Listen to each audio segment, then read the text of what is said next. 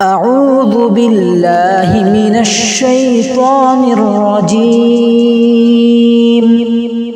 بسم اللہ الرحمن الرحیم۔ السلام علیکم ورحمۃ اللہ وبرکاتہ۔ حضرت انس ابن مالک رضی اللہ عنہ وہ خوش نصیب صحابی ہیں جن کو مدنی آقا صلی اللہ علیہ وسلم کی خدمت میں متواتر 10 سال رہنے کا موقع نصیب ہوا۔ ان کی والدہ ام سلیم مشہور صحابیات میں سے ہیں۔ انہوں نے اپنے فرزند حضرت انس کو جب کہ ان کی عمر صرف 10 سال کی تھی حضرت صلی اللہ علیہ وسلم کی خدمت گزاری پر مامور کر دیا تھا۔ حضرت انس رضی اللہ عنہ کے پورے گھرانے پر رسول اللہ صلی اللہ علیہ وسلم کی خصوصی نظر عنایت تھی۔ حضرت انس رضی اللہ عنہ کی والدہ ام سلیم، ان کے شوہر ابو طلحہ انصاری اور خود حضرت انس رضی اللہ عنہ اور ان کے چھوٹے بھائی حضور صلی اللہ علیہ وسلم کی نظر شفقت کے خاص مورد تھے۔ حضرت انس رضی اللہ عنہ بیان فرماتے ہیں کہ میں نے اپنے آقا صلی اللہ علیہ وسلم کی 10 سال خدمت کی۔ اس عرصے میں کبھی آپ نے مجھے ڈانٹا پٹکارا نہیں۔ حضرت صلی اللہ علیہ وسلم نے حضرت انس کے مال و اولاد میں برکت کی دعا دی، جس کے نتیجے میں حضرت انس کے یہاں کثیر اولاد اور بے حد و حساب مال عطا ہوا۔ اسماء رجال کی کتابوں میں آپ کا یہ قول مروی ہے کہ آپ نے فرمایا، میں نے اپنی سبلی اولاد میں سے 125 افراد کو اپنے ہاتھ سے دفن کیا ہے، اور جو زندہ رہے وہ الگ ہیں، اور میرے باغات میں 2 بار فصل آتی ہے جبکہ دیگر لوگوں کے باغات میں ایک ہی مرتبہ فصل آتی ہے۔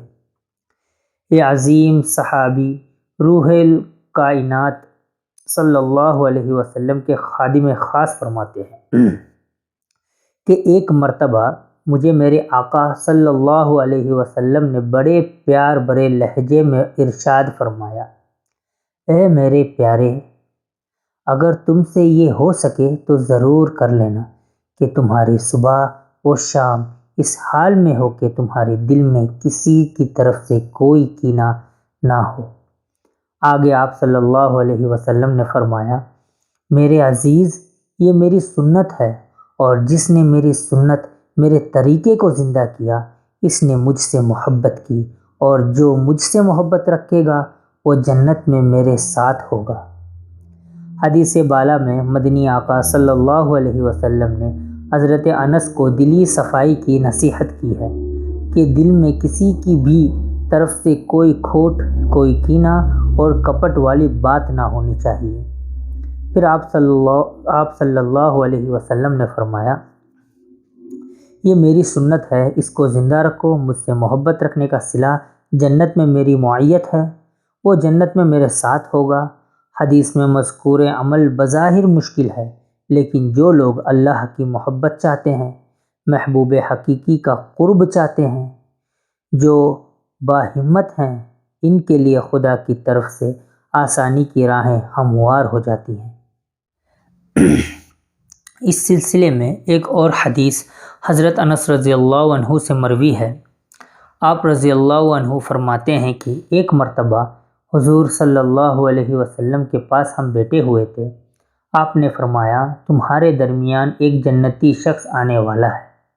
تھوڑی دیر بعد ایک انصاری صحابی اس حال میں تشریف لائے کہ وضو کا پانی ان کی داڑھی سے ٹپک رہا تھا۔ دوسرے اور تیسرے دن بھی آپ صلی اللہ علیہ وسلم نے اسی طرح فرمایا، اور وہی صاحب تشریف لائے۔ عبداللہ ابن عمر ابن العاص رضی اللہ عنہ نے چاہا کہ ان کا حال معلوم ہونا چاہیے، چنانچہ ان صاحب کے پاس گئے اور کہا کہ ایک خاص عذر کی وجہ سے میں اپنے گھر سے آ گیا ہوں، 3 رات آپ کے یہاں ٹھہرنا چاہتا ہوں۔ ان صاحب نے منظور کر لیا۔ حضرت عبداللہ فرماتے ہیں کہ ان 3 راتوں میں ان کے اوپر نظر رکھے رہا۔ میں نے دیکھا کہ جب وہ سو کر اٹھتے ہیں تو اللہ کا ذکر کرتے ہیں۔ 3 راتوں کے بعد میں نے ان سے کہا، چچا جان، آپ کے یہاں آنے کا جو سبب بیان کیا تھا در حقیقت ایسا کچھ نہیں تھا۔ البتہ حضور اکرم صلی اللہ علیہ وسلم نے آپ کے متعلق جنتی ہونے کی بشارت ارشاد فرمائی۔ میں نے چاہا کہ آپ کا عمل معلوم کروں، اور یہ کہہ کر میں چل پڑا۔ جب میں نے پشت پھیری تو انہوں نے مجھے بلایا اور کہا، میرے اعمال تو وہی ہیں جو تم نے دیکھے ہیں، البتہ ایک بات یہ ہے کہ میرے دل میں کسی مسلمان کے بارے میں کھوٹ نہیں ہے، اور کسی کو اللہ تعالیٰ نے کوئی نعمت عطا فرما رکھی ہو تو میں اس سے حسد نہیں کرتا۔ حضرت عبداللہ نے فرمایا، یہی وہ ہے جس کی وجہ سے تم اس مرتبے پر پہنچے ہو، اور یہ ایسا عمل ہے جس کو ہم نہیں کر سکتے۔ کسی کی طرف سے دل میں کھوٹ، کینہ، کپٹ اور حسد انتہائی مہلک بیماریاں ہیں۔ یہ بیماریاں انسان کے دین و ایمان کو تباہ کر دیتی ہیں۔ اس لیے انسان کو چاہیے کہ وہ ہمیشہ اپنے دل کو ٹٹولتا رہے اور دیکھتا رہے کہ ان بیماریوں سے دل کہیں متاثر تو نہیں ہے، اور جس وقت بھی ذرا سا محسوس ہو کہ قلب پر ان رذائل کا اثر ہے تو فوراً علاج کی تدبیر کرے۔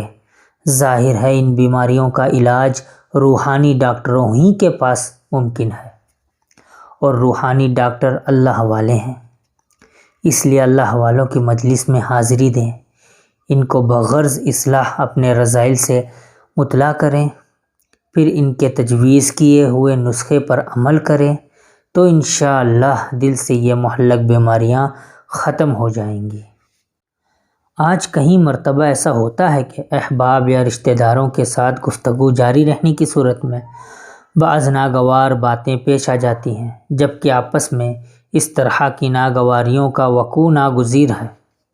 ایسی صورت میں اگر کوئی شخص ان معمولی واقعات اور جزائی حادثات کی بنیاد پر احباب یا رشتہ داروں کی طرف سے دل میں غش یا کینہ رکھ لے اور انتقام کی ٹھان لے تو یہ اس کے اوپر اور پورے معاشرے کے حق میں نقصان دہ حرکت ہے۔ یاد رکھیے، حسد اور کینہ پروری سے اپنا ہی نقصان ہوتا ہے۔ ایک حدیث میں حضور صلی اللہ علیہ وسلم نے فرمایا، حسد نیکیوں کو اس طرح کھا جاتا ہے جیسے آگ لکڑی کو کھا جاتی ہے۔ اللہ اللہ، کتنا بڑا نقصان ہے اور کتنا غیر معمولی زیاں ہے، اور امت ہے کہ اسے احساس زیاں ہی نہیں، دل کی اس بیماری کی بنیاد پر نیکیاں لٹ رہی ہیں اور اسے شعور ہی نہیں۔ شیطان اور نفس دونوں اپنے ہدف میں کامیاب ہو چکے ہیں اور اسے خبر ہی نہیں۔ حد ہو گئی۔ ذرا سی مخالفت یا تیز کلامی ہو جانے کی صورت میں ہمیشہ کے لیے بات چیت، اٹھنا بیٹھنا، حتیٰ کہ صورت دیکھنا بھی بند کر دیا جاتا ہے۔ ایک ہی گھرانے کے ایک ہی ادارے میں کام کرنے والے، ایک گلی میں آمنے سامنے دروازے رکھنے والے پڑوسی سالوں گزر جاتے ہیں مگر ایک دوسرے سے بات کرنے کو تیار نہیں ہوتے، حالانکہ حدیث شریف میں 3 دن سے زیادہ سلام و کلام اور بات چیت بند کرنے کی ممانعت وارد ہوئی ہے، اور بعض مقبول احادیث میں ایسے شخص کی دعائیں قبول نہ ہونے کا بھی اعلان وارد ہوا ہے۔ اس لیے ہمیشہ ہر حال میں یہ کوشش کرتے رہنا چاہیے کہ ہمارے دلوں میں کبھی بھی کینہ اور انتقام والے جذبات پیدا نہ ہو سکے۔ افسوس اور بہت ہی افسوس اس بات پر ہوتا ہے کہ آج بہت سے علماء اور بعض دینی تحریکوں سے وابستہ احباب بھی حسد جیسی مہلک بیماری کا شکار ہیں، جس سے دین کو نقصان پہنچنا گزیر ہے۔ امام غزالی رحمۃ اللہ علیہ نے اس سلسلے میں ایک روایت نقل کی ہے جس کا حاصل یہ ہے، حضرت رسول اللہ صلی اللہ علیہ وسلم نے فرمایا، 6 قسم کے لوگ بغیر حساب و کتاب کے دوزخ میں جائیں گے۔ اللہ اکبر۔ امیر اپنے ظلم کے باعث، غریب تعصب کی بدولت، مالدار تکبر کے باعث، سوداگر اپنی خیانت کی وجہ سے، اور دہقاں اپنی جہالت اور نادانی کے سبب، اور علماء حسد کی وجہ سے۔ اللہ تعالیٰ مسلمانوں کو اس قسم کی تمام بیماریوں سے محفوظ فرمائے، آمین۔ حضرت موسیٰ علیہ السلام نے ایک شخص کو عرش کے سائے میں دیکھا اور اس کے اس مقام کی آرزو کرتے ہوئے کہا کہ حق تعالیٰ کے پاس اس شخص کا بڑا درجہ ہے۔ حضرت موسیٰ علیہ السلام نے بارگاہ الہی میں عرض کیا، الہی اس شخص کا نام کیا ہے؟ خداوند تعالیٰ نے نام ظاہر نہیں فرمایا، لیکن فرمایا کہ میں اس کے عمل سے تم کو خبردار کر دیتا ہوں کہ اس نے کبھی حسد نہیں کیا، ماں باپ کی کبھی نافرمانی نہیں کی۔ اللہ تبارک و تعالیٰ میں حسد، کینہ، بغض جیسے مہلک بیماریوں سے بچائے اور ہمارے دل کو پاک اور صاف رکھے اور ہماری نیتوں میں، ہماری اخلاق میں بہتری فرمائے، آمین یا رب العالمین۔ إن هذا القرآن يهدي للتي هي أقوم ويبشر المؤمنين الذين يعملون الصالحات أن لهم أجرا كبيرا